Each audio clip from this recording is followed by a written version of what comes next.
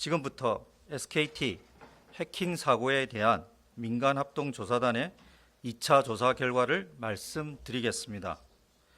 조사단은 6월까지 SKT 서버 시스템 전체를 강도 높게 점검한다는 목표 하에 1단계 초기 발견된 BPF 도어 감염 여부를 확인하기 위해 리눅스 서버 약 3만여 대를 집중 점검하고 2단계 BPF 도어 및 타 악성 코드 감염 여부를 확인하기 위해 리눅스 서버를 포함한 모든 서버로 점검 대상을 확대하는 방식으로 조사를 진행하고 있습니다. 현재까지 4차례 점검이 실시된 1단계 결과를 정리하여 이번 2차 발표를 하게 된 것입니다. 조사단은 5월 19일 현재 총 23대의 서버 감염을 확인하여 15대에 대한 포렌식 등 정밀 분석을 완료하였습니다.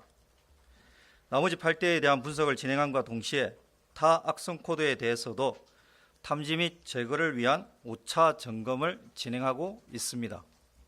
현재까지 BPF 도어 계열 24종, 웹쉘 1종 등 악성 코드 25종을 발견 및 조치하였습니다.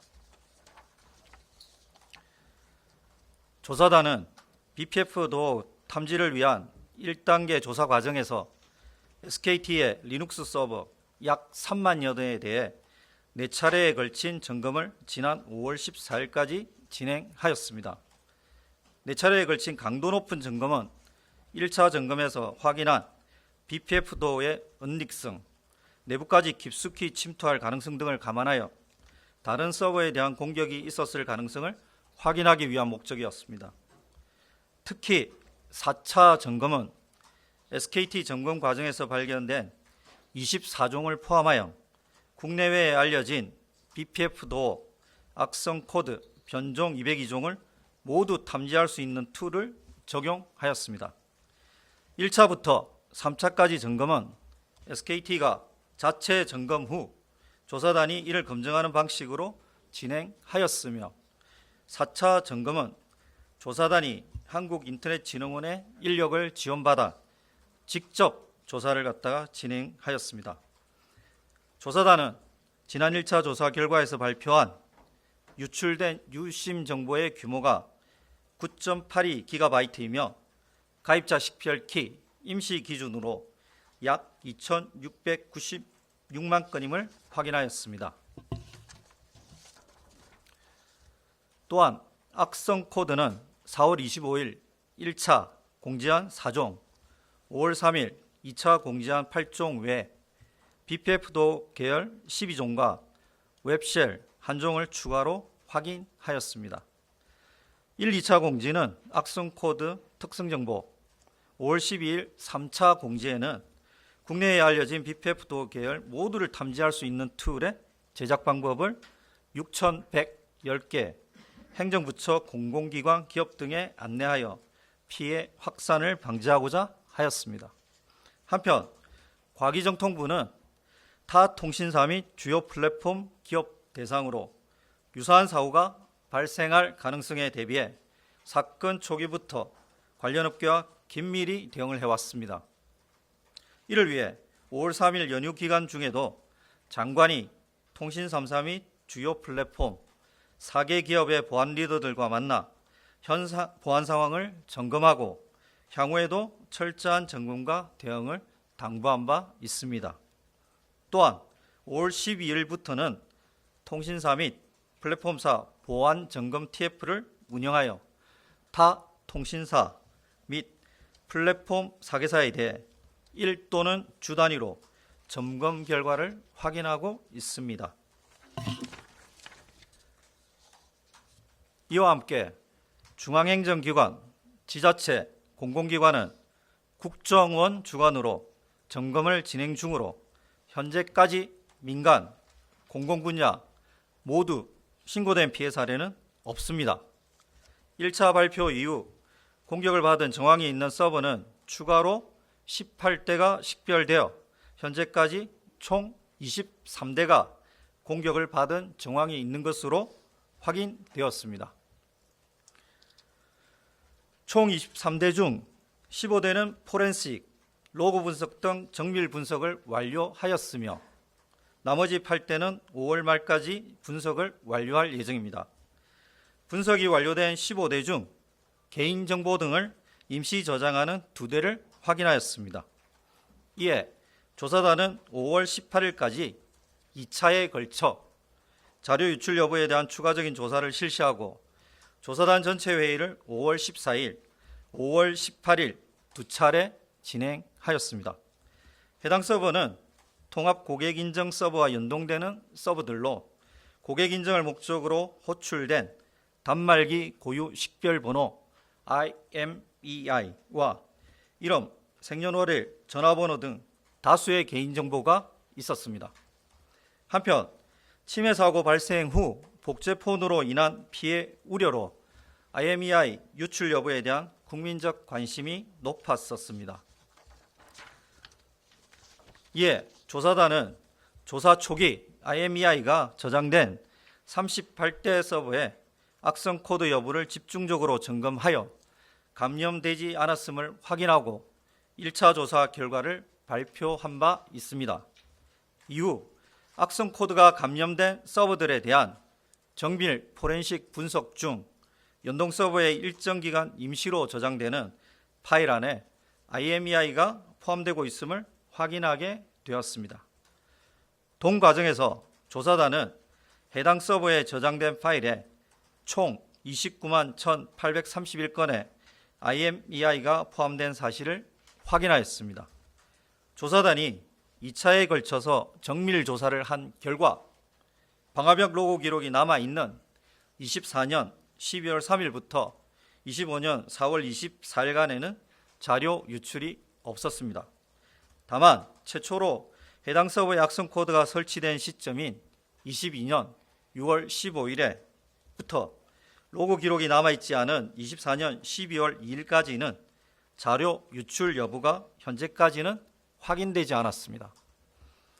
조사단은 개인정보 등이 저장된 문제의 서버들을 확인한 5월 11일 즉시 사업자에게 정밀 분석이 끝나기 전이라도 자료가 유출될 가능성에 대해 자체적으로 확인하는 한편 이로 인한 국민 피해를 예방할 수 있는 조치를 강구하라고 요구하였습니다. 또한 개인정보의 경우에는 개인정보보호위원회에서 정밀한 조사가 필요한 사항이라 보고 개인정보보호위원회에도 개인정보가 포함되어 있다는 사실을 5월 13일에 공유하는 한편 사업자 동의를 얻어 조사단에서 확보한 서버 자료를 5월 16일 개인정보보호위원회에 공유하였습니다. 조사단은 앞으로도 침해 사고 조사 과정에서 국민에게 피해가 발생할 수 있는 정황이 발견되는 경우 이를 투명하게 공개하고 사업자로 하여금 신속히 대응하도록 하는 한편 정부 차원의 대응책도 강구해 나갈 것입니다. 이상으로 조사 결과 2차 발표를 마치겠습니다. 추가로 설명이 필요한 부분은 질의응답을 통해 보다 상세히 설명드리도록 하겠습니다. 감사합니다. 예. 이어 류재명 과기정통부 네트워크 정책실장께서 2차 조사 결과에 대한 추가 설명을 먼저 하고 질의응답을 진행하도록 하겠습니다. 예, 안녕하십니까. 과기정통부 네트워크 정책실장 유재명입니다. 질의응답에 앞서 조사단 활동과 관련한 정부 입장을 간단히 말씀드리고자 합니다. 정부는 이번 SKT 해킹 사태에 대한 대응에 있어서 다음과 같은 3가지 원칙을 가지고 임하고 있습니다. 첫째, 조사는 철저히 하겠습니다. 둘째, 모든 과정은 투명하게 하겠다는 것입니다. 그리고 셋째, 조사나 분석상 불가피한 경우가 아니라면 정보 주체인 국민들께 먼저 알리고 피해 방지 대책과 방안을 강구해 나간다는 계획입니다. 해킹 사고의 특성상 악성 코드의 발견도 어렵고 또 발견하고 난 뒤 분석 과정에 시간이 소요되는 것도 사실입니다. 악성 코드가 발견되면 다른 기업과 기업들의 피해 확산 방지를 위해 악성 코드를 급히 공유해야 할 필요가 있는 반면에 보이지 않는 해커와 상대하는 데 있어서 조사와 분석에 어려움이 발생한다는 그런 딜레마적인 상황도 가지고 있습니다. 이 보안 공지의 시점과 접근 방법에 있어서 약간 저희가 1차, 2차, 3차에 걸쳐서 다른 방식을 취해왔는데 이러한 것도 방금 말씀드린 그러한 어려움을 감안한 조치들임을 양해해 주시기 바랍니다. 절대 은폐하거나 저희가 축소하는 일은 없을 것임을 거듭 밝힙니다. 이번에 사용된 악성 코드와 공격 양태를 보면 굉장히 지금까지 봐온 것보다 훨씬 더 정교한 분석 작업이 필요하고 노력이 많이 필요합니다. 그래서 저희가 이 앞으로 이 잠재된 위험을 끝까지 파헤치지 않으면 앞으로도 큰 위험이 있을 수 있다는 판단하에 조사 자체를 굉장히 강도 높게 하고 있다는 말씀을 드리겠습니다. 이렇게 전례 없이 강도 있게 악성 코드를 탐지하려고 노력하는 이유이기도 하고 또 다른 악성 코드까지 계속 추적 작업을 하는 이유도 거기에 있다는 말씀을 드리겠습니다. 또한 SK텔레콤 이외에도 통신사나 다른 통신사나 주요 플랫폼 기업들이나 공공기관들에 대한 우려가 있는 것도 잘 알고 있습니다. 이러한 우려가 있는 지점을 저희가 잘 인식을 하고 이러한 그 통신사, 타 통신사, 플랫폼 기업 또 공공기관에 대한 피해 여부, 공격 여부와 피해 여부에 대해서도 동시다발적으로 대응해 나가고 있다는 점도 말씀드리겠습니다. 아까 조사반장이 말씀드린 민간 기업과 관련돼서는 저희 과기정통부에서 계속 작업을 해오고 있고 그리고 정부와 공공기관 또 군 관련 조직들에 대해서는 동종의 공격에 대해서 국정을 비롯한 관계기관들이 다 함께 점검을 하고 있고 또 특히 선거 기간에 있어서 증가될 수도 있는 사이버 공격에 대한 정부 전체적인 대응 태세를 좀 높이기 위해서 지난 금요일부터 사이버 위기 경보 단계도 주의 단계로 상향한 바 있다는 말씀도 드리겠습니다. 감사합니다. 지금부터 질의응답을 받도록 하겠습니다. 현장에 계신 잠깐만 안내 부탁할게요. 현장에 계신 기자님들과 질의답변 시간을 갖겠습니다. 예, 손 들어주시고요. 이 브리핑을 통해서 들어오는 질문은 사회자가 질의하도록 하겠습니다. 예, 심재 기자님. 네, 안녕하세요. 저 뉴시스 심지혜 기자입니다. 이번 브리핑 자료를 보면 조금 애매한 부분이 있어서 질문 드리는데요.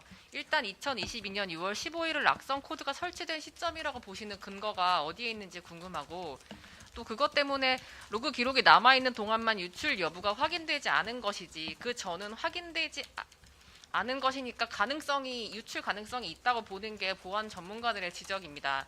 그럼 이럴 때는 유심보호 서비스가 무의미해지는데 어떻게 보시는지 말씀 부탁드리겠습니다. 그 6월 15일 어떻게 추정했냐를 갖다가 물어보셨는데요.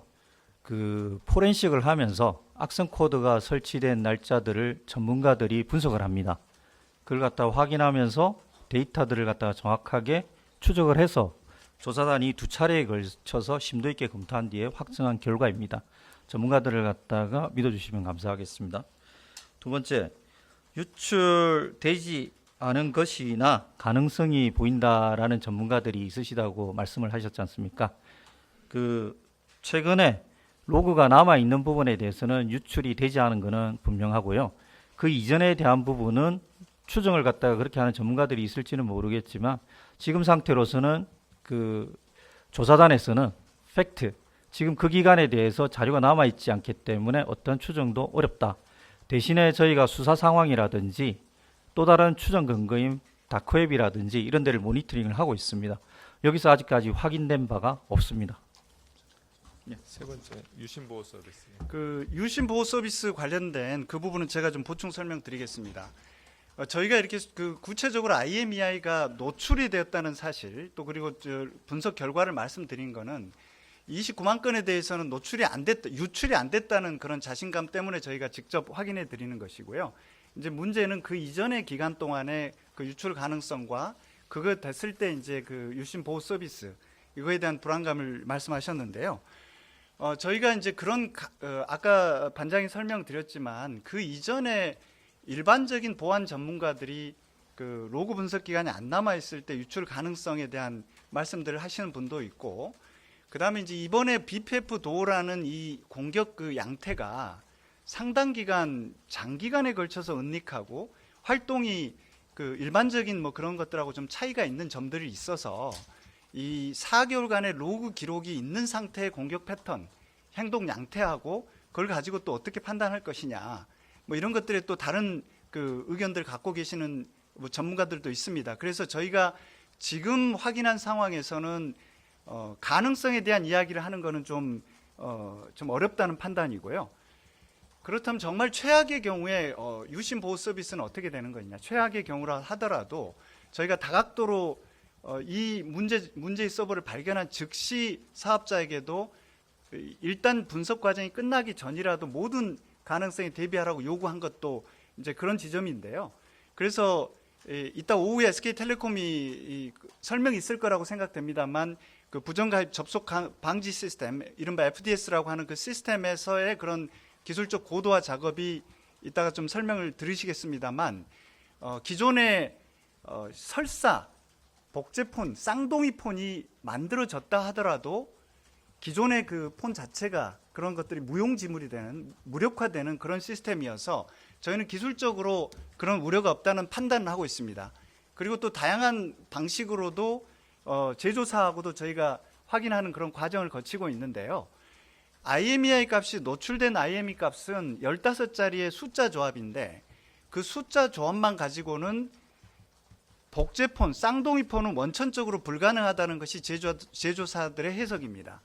다시 말하면 숫자 외에 그 단말과 숫자를 인증하는 인증키 값을 제조사들이 갖고 있기 때문에 이 폰 자체가 15자리 숫자만 복제됐다 해서 포팅을 한다 해서 워킹하는 그런 상황은 아니라는 그런 해석을 좀 그 설명을 저희가 제조사로부터도 듣고 있습니다. 그래서 저희 판단에는 최악의 경우라도 현 시점에서 그리고 그동안의 피해 사례나 모니터링 결과 저희가 상당히 높은 수준의 경계 상태를 유지해 왔는데 그런 상태에서 피해가 발생하지 않았다는 점, 그리고 또 현재 작동하고 있는 그런 기술적 시스템들로 이런 우려들은 안 하셔도 되는 정도의 그런 기술적 완성도는 갖고 있다는 그런 판단을 하고 있습니다. 예, 다음 질문, 예, 안세준 기자님. 네. 아이뉴스 24 안세준입니다. 방금 로그 기록 남아있지 않은 기간 관련해서 뭐 자료가 남아있지 않기 때문에 어떤 추정도 어렵다고 말씀을 주시긴 했는데 조금 더 구체적으로 이 로그 부재, 그러니까 정보 확인이 불가능한 이 공백 기간에 대해서 조사단은 앞으로 어떻게 대응할 것인지 여쭙습니다. 이게 로그 부재이고 확인 못하니 그냥 손을 놓는 건지 아니면은 어떤 특정 방법으로 추가 조사를 진행하는 것인지 질문드리고요. 또 추가로 이 웹셀 1종이 또 나왔는데 이 웹셀 1종은 기존 BPF 도어와는 좀 전혀 다른 방식으로 침투를 한 것인지도 여쭙습니다. 예, 조사단 부단장을 맡고 있는 기사의 이동근 본부장입니다. 예, 먼저 질문 주신 그 로그가 부재한 기간에 대해서 어떻게 대응할 것이냐 부분인데요. 기술적으로는 로그가 없으면 현실적으로 판단하기가 굉장히 어려운 점이 있습니다. 하지만 여러 가지 다각적인 검토를 하고 있습니다. 혹시 그 여러 가지 시나리오 베이스들을 검토를 하고 있고 또 하나는 이제 저희가 그 조사단만 있는 게 아니라 지금 이제 수사기관이라든지 여러 이제 그 협력기관들이 지금 조사를 하고 있는 과정에 일단은 SKT 내부가 아닌 이제 바깥쪽에서 어떤 정보가 나올 수도 있습니다. 이제 그런 부분까지도 저희가 고려를 해서 다각도로 검토 중이라고 말씀드릴 수 있을 것 같고요.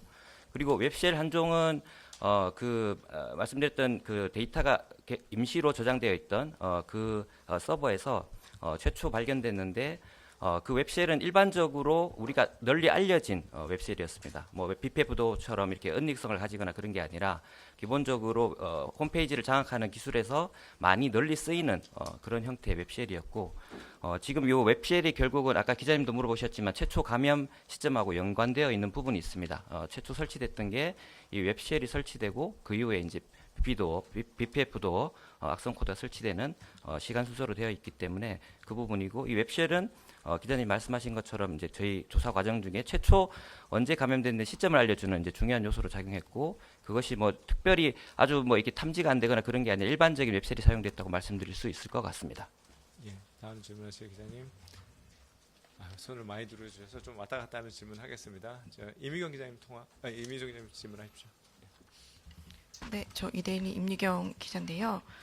그 지난해 글로벌 보안업체 트렌드 마이크로가 그 레드멘션 BPF 도어를 이용해서 국내 통신사를 7월과 12월 두 차례 공격한 정황이 있다고 보고서를 낸 적이 있습니다. 근데 이 보고서에 나온 수법이나 악성 코드가 매우 이번 사건과 유사한데, 그렇다고 하면 그때 보고서에 언급된 그 통신사가 SK텔레콤인지 아니면 두 차례에 걸쳐 공격이 있었다고 하니까 다른 통신사에 대한 공격이 또 있었을 수 있는지 뭐 조사 결과 중 나온 게 있다면 좀 공유 부탁드립니다. 일단 질문하신 사항에 대해서 저희가 트렌드 마이크로에 확인을 요청을 하였습니다. 그랬는데 트렌드 마이크로에서 그 국내 특정 통신사에 대한 언급은 없었습니다. 그 말인즉슨 고객에 대한 정보를 갖다 공유하기 어렵다라고 한 부분이고요. PPF 도어에 대해서는 동일한 형태라고 볼 수도 있지만 시기에 대해서 저희가 지금은 그 특정하기 어렵기 때문에 작년 그 사례가 지금 SK 사례다라고 단정하기는 어려울 것 같습니다. 다음 질문하시죠. 예, 강푸른 기자님. 네, KBS 강푸른입니다. 아까 실장님 말씀하신 것 중에 복제법 만들려면 다른 정보도 필요하다 말씀하셨잖아요. 그런데 사실 유출된 정보 4가지의 전화번호랑 인증 키 값도 포함이 돼 있지 않았습니까? 그래서 지금 보도자료에는 IMSI 기준으로 2,600만 건이라고 하셨는데 나머지 총 4가지 종류도 그런 규모로 같은 규모로 유출했다고 보면 되는 건지 궁금하고요. 그리고 아시겠지만 SKT 이용자 수가 알뜰만 포함해서 2,600만, 2,500만 수준으로 알려져 있는데 더 많은 숫자잖아요. 그럼 이거는 뭐 세컨폰이라든지 뭐 그런 것까지 중복해서 사용한 것 때문에 그런 건지, 왜 회선 수보다 더 많은 이제 유출건이 나온 건지 설명 부탁드립니다. 1차 때 유심 정보는 전화번호와 임시값을 기준으로 약간 차이는 있습니다. 숫자적인 차이가 있는데 거기에는 다 임시값하고 인증 킥값들이 나란히 병렬로 돼 있기 때문에 1차에 유출된 그 유심 정보 관련된 4가지 정보는, 전화번호는 제가 다시 말씀드리지만 일부 매칭이 좀 숫자 차이는 있습니다만 임시 인증값들은 같은 병렬하게 묶여서 이렇게 같이 나갔다고 보시면 될 것 같고요. 예, 좀 더 상세하게 말씀드리겠습니다. 저희가 2,690만 건으로 이제 말씀드린 부분은 임시 정보가 들어있는 데이터베이스에서 해커가 추출해서 이제 가지고 난 규모 전체를 말씀드린 겁니다. 기자님이 문의하신 것처럼 그 규모 안에는 실제 유효하지 않은 번호가 있을 수 있는, 예를 들어서 뭐 테스트폰이라든지 그러니까 SKT에서 운영하는 여러 가지 이제 그 임시값들이 들어있기 때문에 그 유효성에 대한 부분은 추후에 이제 개인정보보호위원회라든지 이제 이런 쪽에서 명확하게 이게 진짜 정말 순수 가입자 고객이 맞는지를 식별하는 작업이 이루어질 거고요. 저희는 이제 유출 규모를 확정해야 되기 때문에 아까 말씀드린 것처럼 9.82GB가 바깥으로 나갔을 때 그 규모에 대해서 이 컨텐츠가 뭔지를 확인하기 위한 작업이었고, 그러다 보니 데이터베이스 안에 있는 전체를 저희가 건수로 뽑았기 때문에 그 유효성을 검증하기보다는 전체 나간 건수 거기에 맞췄다고 거기에 포커싱을 맞췄다고 보시면 될 것 같습니다. 예. 네, 김남현 기자님. 네, 안녕하세요. 중앙일보 김남영입니다. 저 2가지 여쭤보고 싶은데요.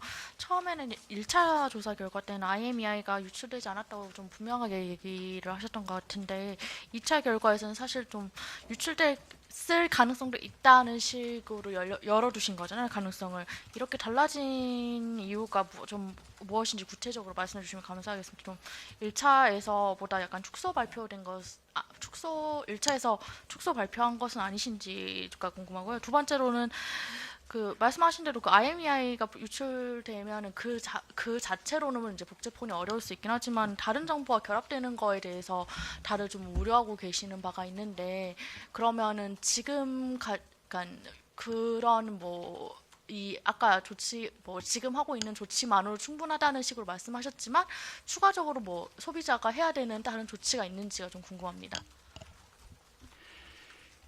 4월 29일 저희가 조사단 1차 발표했던 시점은 4월 23일 조사단이 구성된 지 6일 만에 저희가 발표를 한 것입니다.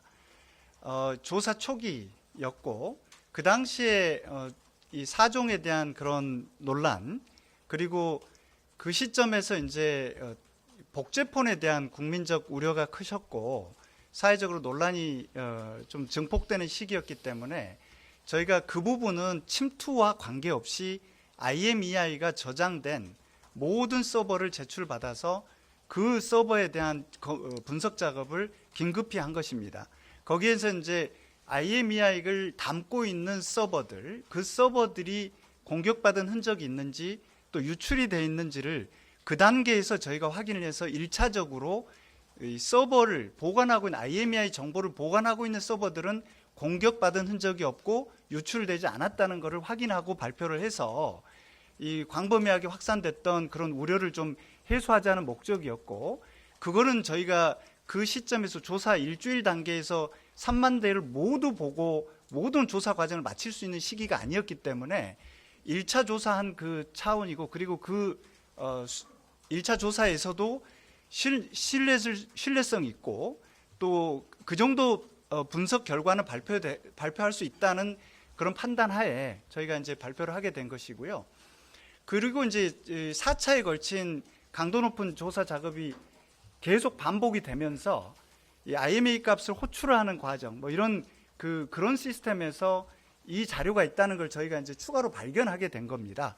근데 앞으로도 5차 작업들이 진행이 되고 있는데, 그동안 분석하지 못했던 그 과정에서 이렇게 포착이 안 됐던 것들이 또 있을 수가 있어서 저희가 100% 그걸 장담하기는 어렵습니다만, 그래서 저희가 이 여러 가지 우려를 해소할 수 있는 다양한 방안을 사업자한테 요구를 한 것이고요. 그런 시스템 하에서는 이제 IMEI가 그 숫자 15자리 조합이 노출이 됐다 해서 이른바 복제폰이 만들어질 가능성은 기술적으로는 거의 해소가 됐다는 판단을 하고 있습니다. 그럼 다른 방식으로 복제폰이 가능하냐? 복제폰이 가능한지 여부에 대해서 저희가 100% 지금 말씀을 드리기는 어렵습니다만, 제조사의 판단이나 이 사업자의 판단이나 복제폰은 일단 물리적으로 불가능하고, 그리고 이 네트워크에 만들어졌다 해도 네트워크에 접속하는 것 자체가 완벽하게 차단된다는 그런 설명을 하고 있어서 그 부분에 대해서는 좀 저희는 이 국민들께서 과도하게 불안을 안 하셨으면 좋겠다는 그런 판단을 하고 있습니다. 근데 기술적으로 100%가 있을 수 있다는 것은 저희가 장담하기 어려운 부분이기 때문에 사업자에게도 만에 하나 있을 수 있는 피해, 그걸 경계도 하고 실제 발생할 수 있는 피해에 대해서는 보상책을 확실히 하라는 요구를 한 상태입니다. 오후에 추가적으로 사업자에서 좀 더 발표가 있을 것으로 생각됩니다. 예, 이제 앞에 계속 선도했으니까 박준호 기자님. 네, 전자신문 박준호입니다.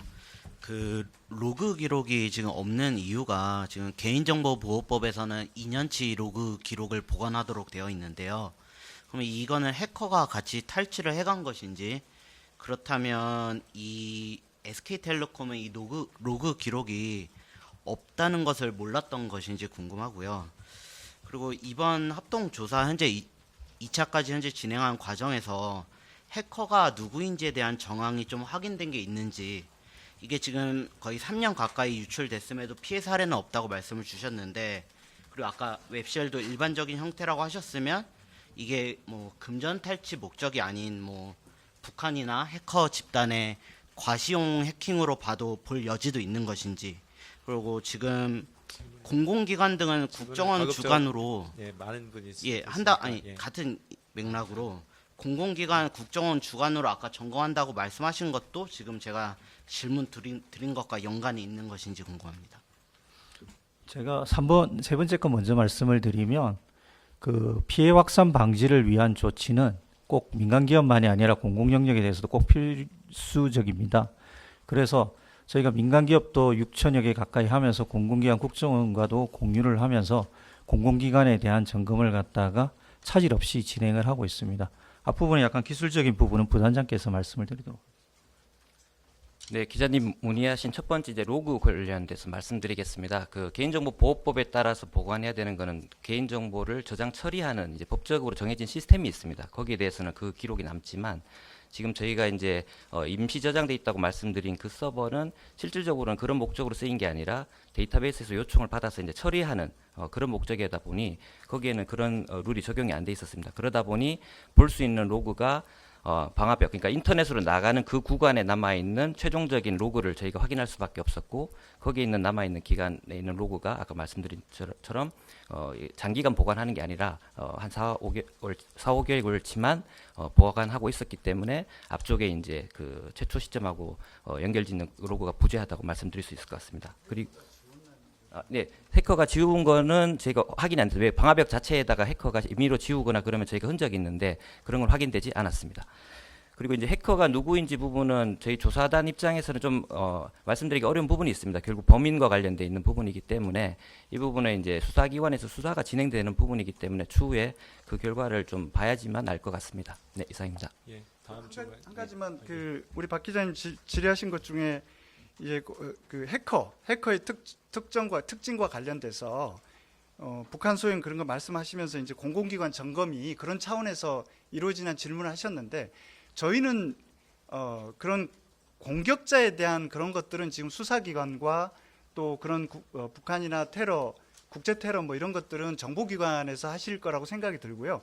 그런 차원하고는 전혀 관계 없이 일반적으로 저희가 악성 코드가 발견이 되면 백신사하고 일단 국정원 국사단에 국가 위기관리 사이버 위기관리단에 먼저 저희가 악성 코드를 공유를 해서 백신을 빨리 만들게 하고, 그리고 저희 6,100개 아까 말씀드린 그 모든 채널에 그걸 뿌려서 이 동종의 침입이 있었는지를 즉시 확인해서 피해를 확산을 막기 위한 겁니다. 그래서 그런 차원에서 이번에도 1, 2, 3차에 걸쳐서 이렇게 말씀을 드렸다는 거고요. 아까 해석하신 부분하고는 저희는 전혀 고려하지 않은 그런 그동안 해온 방식의 일환이었다는 말씀을 드리겠습니다. 예, 저 오른쪽 뒤에 한경 최지혜 기자님. 네, 안녕하세요. 한국경제신문 최지희 기자입니다. 저 질문이 한 가지 있는데, 오늘 이제 유출됐던 여러 가지 정보의 이제 가능성이잖아요. 아직 유출된 건 아니고. 근데 만약에 이게 유출이 됐다고 하면 뭐 복제폰은 만들 수 없다고 해도 뭐 뒷단에서 통신사의 통화기록 감청이란 게 이루어질 수 있는지, 또 그리고 일반인들이나 뭐 고위 공무원들, 그리고 이제 국가적인 차원에서 이런 통화나 민감성 정보가 나갈 수 있는 그런 가능성이 있는지 여쭤보고 싶습니다. 그 감청 가능성 이런 문제는 저희 조사단의 범위를 좀 넘어섭니다.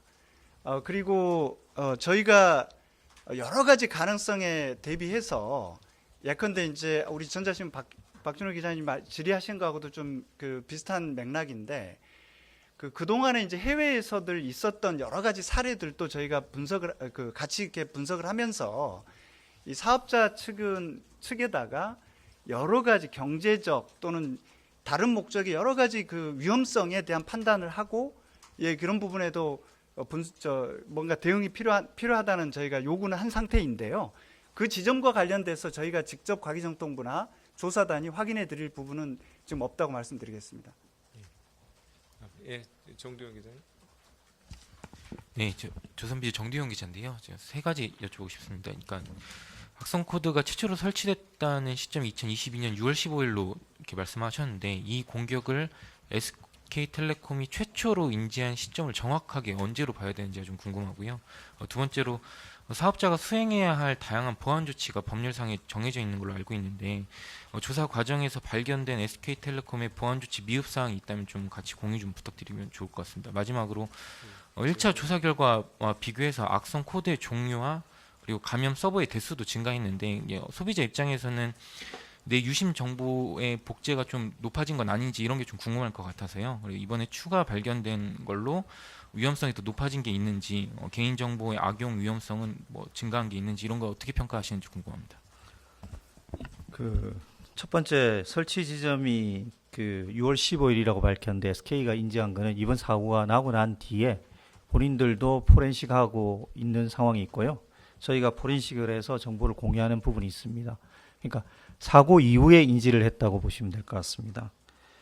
두 번째, 수행해야 할 보안 조치들이 미흡한 부분이 어떤 부분이 있냐 물어보셨는데, 이 부분은 조사단이 지금 심도 깊게 지금 전체적인 체계, 그 다음에 서버에 대한 분석 이런 것들을 진행하고 난 뒤에 저희가 재발 방지 대책을 수립하게 됩니다. 그때 발표가 될 것 같습니다. 악성 코드가 증가하고 서버가 증가한 부분에 대해서 가능성에 대해서는 우리 부단장님께서 말씀을 드리겠습니다. 예, 추가로 발견된 악성 코드들은 피페브도 계열입니다. 다 동일한 형태로 그 계열로 확인이 됐고 한쪽 이제 웹쉘은 아까 제가 이제 말씀을 드렸던 이제 최초 침투 목적으로 서버에 감염을 시켰던 용도로 사용된 걸로 되어 있고요.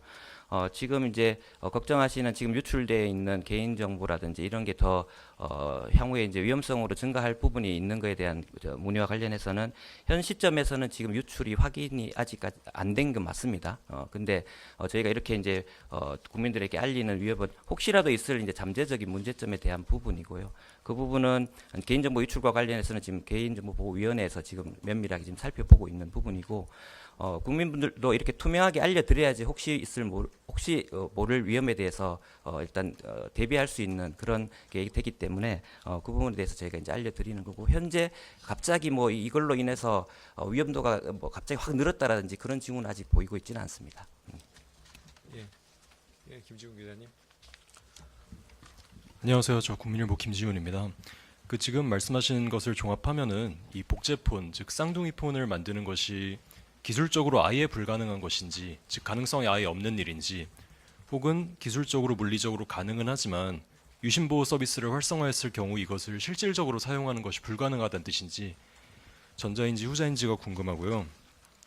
만약에 복제폰이 있을 수 있지만 유심보호 서비스를 믿어달라 이런 주장이라면 소비자 입장에서는 상당히 받아들이기 어려울 듯한데 이 위약금 번호 이동에 따른 위약금을 면제해달라는 소비자 요구는 과기정통부는 여전히 받아들일 수 없다는 입장인지 이렇게 두 가지가 궁금합니다. 예, 그 복제폰에 대한 기술적 가능에 대해서는 이게 제조사가 이야기할 수 있는 부분을 저희가 확인한 바에 따르면 물리적으로 불가능합니다. 물리적으로 15짜리 그 IMEI 값만 가지고는 그 제조사가 갖고 있는 단말별 인증 키 값이 없이는 물리적인 복제가 불가능하다는 그런 판단이고 저희는 그 제조사로부터 그런 확인했다는 말씀을 드리겠고요. 그리고 이따가 사업자 SK텔레콤이 오후에 브리핑에서 설명을 하시겠지만 고도화 작업을 그 완료해서 지금 이제 적용하고 있는 그런 시스템 하에서는 설사 만들어졌다 해도 물리적으로 불가능하다는 판단입니다만 만들어졌다 해도 이 네트워크 접속은 완벽히 차단할 수 있다는 뭐 그런 기술적인 말씀은 드리겠고요. 위약금과 관련돼서 정부는 그 위약금 면제에 대한 판단을 한 번도 지금까지 하지 않고 있습니다. 그래서 저희가 그걸 안 듣고 있다는 말씀은 지금 정확한 말씀은 아니시고요. 저희는 약관의 해석에 있어서 그런 그 회사의 귀책 사유가 위약금 면제에 해당하는지 그런 여부를 지난번에 말씀드린 대로 법률적 검토를 1차적으로 했고 또 지금 작업하고 있는 이런 조사단의 작업 결과를 종합해서 그 약관 해석을 우리가 어떻게 하는 것이 합당한지 판단을 그때 하겠다는 말씀을 처음부터 드렸고요. 그 입장에는 아직 변함이 없습니다. 예, 오늘은 좀 아무래도 해킹 침해 사고 관련 2차 조사 결과이기 때문에 관련된 질문 위주로 해주시면 좋을 것 같습니다. 다만 예. 그 부분에 대해서는 저희가 그 정확한 판단하에서 엄정하게 판단할 계획입니다. 예, 강 기자님 오래 기다리셨습니다.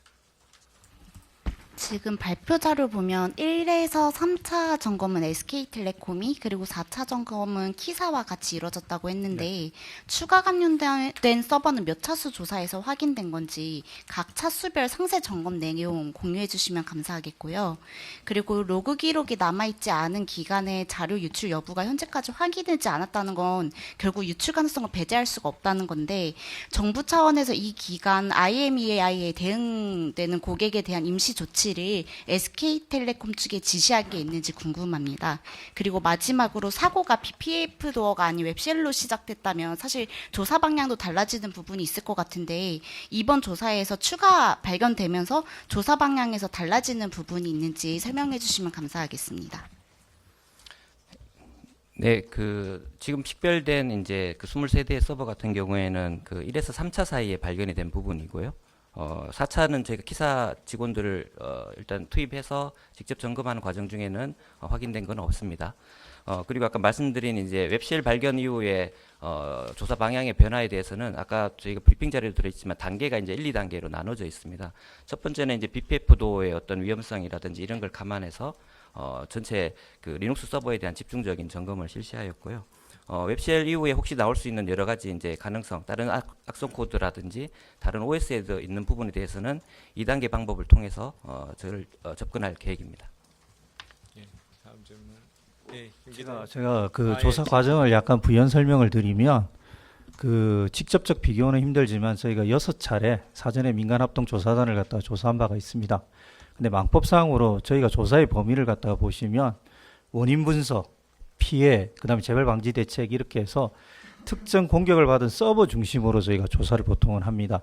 근데 이번에 BPF도가 특성이 워낙 은밀성이, 은닉성이 강하기 때문에 저희가 이번에 한 거는 전체 SK 내에 있는 관련된 서버들을 갖다가 전수 조사를 하면서 아까 1, 2, 3차에서는 저희가 주는 스크립트를 가지고 SK가 돌리고 그다음에 거기에 대해서 저희가 다시 한번 확인하는 차원에서 4차를 직접 점검을 한 상황입니다.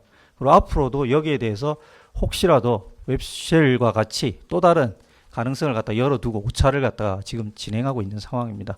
그래서 철저하게 진행되고 있다는 걸 갖다 한 번 더 말씀드린 겁니다. 예, 김나인 기자님 질문하시죠.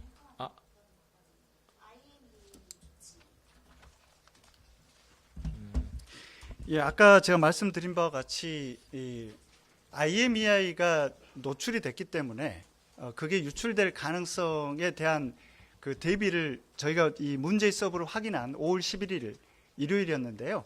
그 확인하자마자 바로 이 조치를 강구하라고 이제 요구를 한 것이고요. 이제 그 요구에 대한 그 반응으로 이 FDS 2.0에 대한 고도화 작업을 상당 기간 좀 앞당겨서 이렇게 적용을 한 걸로 저희는 이해를 하고 있습니다. 예, 김나인 기자님 질문하십시오. 아까 얘기 나온 것 중에 좀 궁금한 게 있는데 그 IMEI가 뭐 저장됐던 그 로그 기록이 보니까 5개월 기간밖에 없더라고요. 그래서 아까 답변하실 때 그 임시 서버는 그런 뭐 기존의 법이 적용되지 않는다는 식으로 답변을 해주셨는데, 근데 여기서 보시면 이제 유출 가능성이 어쨌든 있는 건데 왜 기존 법이 임시 서버 같은 데는 적용이 안 되는지 좀 궁금하고요. 예, 그리고 약간 좀 대략적으로 뭐 얘기는 못 하시겠지만 약간 국가 단위의 약간 해킹인 건지 약간 그렇게 보고 계시는지 좀 대략적으로라도 설명해 주시면 감사하실 것 같고, 최종 조사 결과는 언제쯤으로 예상하고 계신지 궁금합니다. 제가 2, 3분을 말씀드리고 첫 번째 거는 우리 부단장님께서 말씀을 드리겠습니다. 그 아까 실장님도 말씀을 드렸지만 공격 주체에 대한 부분은 저희는 원인 조사에 대한 분석을 하고 있는 거고요. 경찰이 추적하는 부분이 있고 정보기관이 조사하는 부분이 있어서 여기에서 저희가 뭐 어떤 특정 주체 뭐 이런 이야기 드리는 거는 좀 타당하지 않는 것 같습니다. 그리고 조사는 아까 말씀드렸지만 저희가 국회에서 브리핑에서 답변하신 장관님 말씀도 있고 저희가 조사를 갖다가 최대한 신속히 추진을 합니다. 다만 정밀하게 그리고 철저하게 조사한다는 원칙 하에 조금 더 지연이 될 가능성도 있지만 최대한 6개월 이내에 이런 부분은 해결해 나갈 거로 지금 목표를 잡고 있습니다. 네, 기자님 문의하신 그 왜 이 서버에는 로그를 그렇게 짧게 보관하지 않았냐는 부분과 관련해서는 일단 법적인 의무 사항이 되는지의 부분은 이제 개인정보 보호위에서 판단할 것 같습니다. 일단 이렇게 임시 저장하는 부분에 대해서도 이제 그런 게 가능한지 부분은 그쪽에서 이제 판단할 부분이고, 저희가 봤을 때는 일단 그 사업자 측에서는 그런 기준을 적용하지 않은 것 같습니다. 그러다 보니 로그가 이제 한 4, 5개월 정도밖에 보관이 안 되어 있던 걸로 저희가 지금 판단을 하고 있습니다. 예, 윤 기자님. 예. 네, 저 앞서 질문 나온 것 같기도 한데 제가 좀 명확하게 여쭤보려고 다시 질문 드리겠습니다. 그 청문회에서 통신사 대상 해킹은 CDR을 노린다는 얘기들이 많이 나왔는데요. 이번에 통화 기록 DB가 유출이 된 건지 아닌 건지 확인 부탁드리고요. 더불어서 네, 일단 그렇게 확인 부탁드리겠습니다. 네, 지금 저희가 지금 조사 아직까지 진행되고 있지만 지금 관련된 부분에 대해서 아직 CDR과 관련된 데이터베이스가 해킹된 거는 저희가 지금 확인이 안 됐습니다. 그리고 지금 이제 오늘 말씀드린 건 임시로 저장되어 있는 그게 IMEI도 있고 개인정보가 있었다는 부분도 저희가 데이터를 봤을 때 통화 기록이 포함되어 있지는 않았습니다. 예, 확인이 안 됐다는 건 유출될 가능성이 없다라는 말씀이신 건가요? 아닙니다. 저희가 아직 지금 조사가 완료된 게 아니라 아직 계속 보고 있는 상황이고요. 저희가 본 범위 내에서는 아직까지 CDR 데이터베이스 자체가 해킹됐다라든지 그런 거는 발견되지 않습니다. 그리고 죄송합니다만 아까 미처 못했던 질문이 그 개인정보 유출된 게 암호화되어 있었는지 부분도 같이 말씀 부탁드리겠습니다. 발견돼 임시 저장돼 있던 부분들은 다 평문으로 되어 있었습니다. 그 부분은 개보위에서 아마 조사를 갖다가 하고 난 뒤에 공식적으로 발표가 있을 것 같습니다. 예. 저 양해 말씀을 드리면 저희가 이제 조사 과정에서 먼저 작업에 착수했고 또 강도 있는 조사를 하고 있기 때문에 그 아까 말씀드린 대로 개인정보가 포함된 사실도 이제 저희가 먼저 지금 알게 되는 구조로 되어 있습니다. 근데 이제 저희가 개인정보와 관련된 일체의 사항에 대해서는 저희가 눈으로 보고 확인한 사항을 저희가 언급하거나 확인해 드리는 것은 적절하지 않을 것 같고요.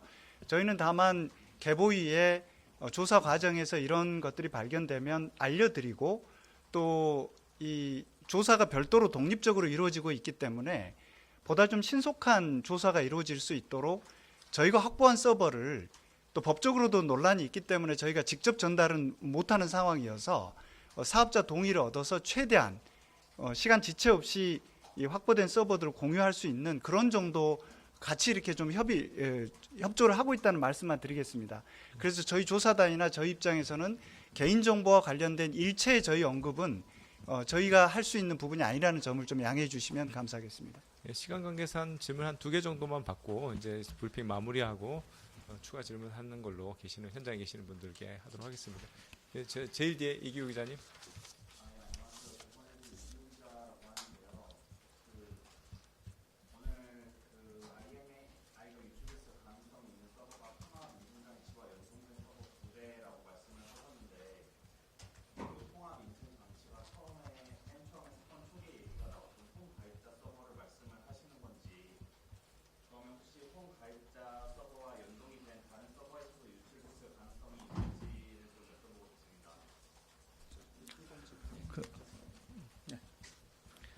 기자님 문의하신 그 두 서버는 다른 서버입니다. 앞서 브리핑 때도 언급이 있었지만 그 임시값 9.82GB가 자료가 유출된 지금 기자님 말씀하신 그 서버하고 지금 저희가 이제 IMEI하고 개인정보가 임시 저장되어 있던 서버는 다른 서버입니다.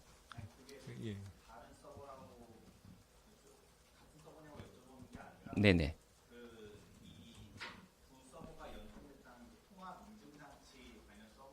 네네.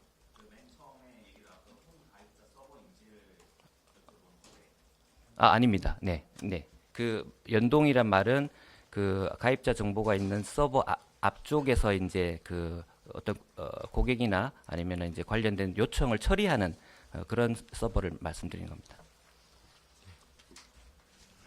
예, 제 오른쪽에 제일 앞줄 예.